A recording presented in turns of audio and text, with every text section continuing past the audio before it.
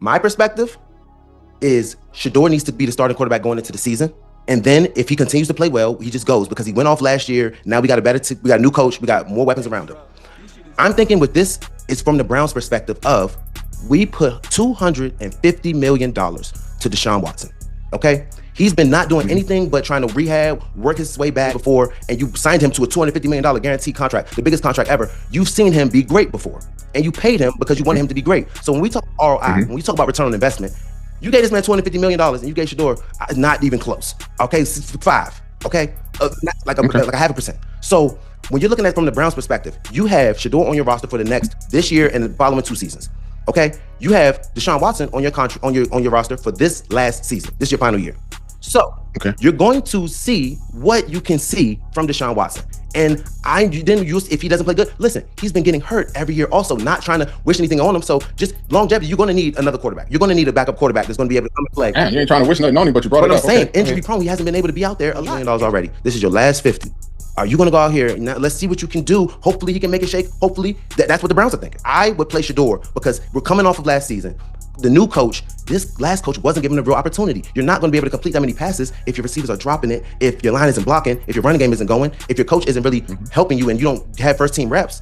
So I was looking at it like, let Shedeur keep going. We'll figure it out. If he doesn't look well, then you have Deshaun there to see what he can give you. Yes. Hey, Joe. So after one day, y'all went from having him as the starter. One day, minicamp, we run around and nothing but some shorts, Joe. You now come back out and you have Watson coming out with the starters and taking most of the reps. But as a team, you flipped it so that she could say it's an inside track. Go nowhere. You want to see can he bring back what he had? I don't think so. I remember when he was still playing, it just wasn't the electricity that Deshaun Watson had with his speed. What are you talking about? That time he went like 0 for 26 on third down?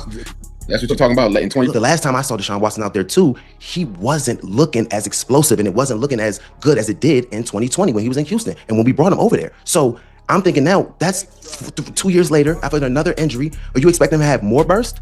I'm not. You know what I'm saying? And all this the stuff that you see, the film of running around and cutting and stuff, that looks cute, but that is in a little frame. And I'm like, that Myles Garrett and TJ and them dudes aren't really coming at you that can really come and hit you. Like all that little cuts and stuff, that looks good with no pads on. You know what I'm saying? So I'm like, football's about to start happening again. Last time I seen it, it wasn't as good as I thought. So Brown's like, no, I'm paying him the money. He looks good in the mini camp. But I'm like, look, we had Shedeur out there with nobody out there. Let's give him a chance. They're doing that because of the money, and I think that they think that Deshaun could make it look better. I don't.